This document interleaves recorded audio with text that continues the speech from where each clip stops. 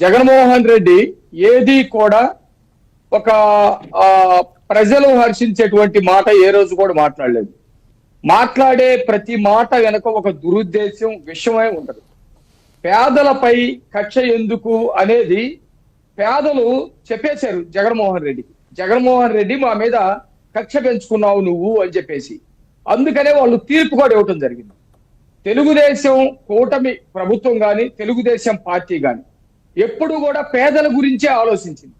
అసలు తెలుగుదేశం పుట్టుకే పేదల గురించి ఆలోచించినటువంటి పార్టీ. మీరు కనుక చూస్తే అంతకు ముందు తెలుగుదేశం ఆవిర్భావానికి ముందు ఈ రేషన్ బియ్యం పంపిణీ వ్యవస్థ లేదు.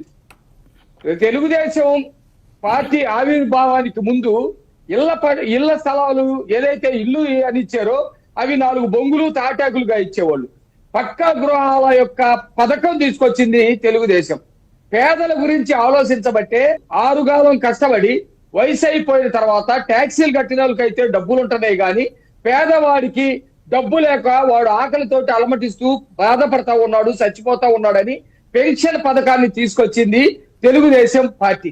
అంటే పేదల గురించి ఎవరు ఆలోచించారు? నేనేమంటానంటే అంతకు ముందే ఉన్నటువంటి 33.5 సంవత్సరాలు పరిపాలించినటువంటి కాంగ్రెస్ పార్టీ ఆలోచించలేదు.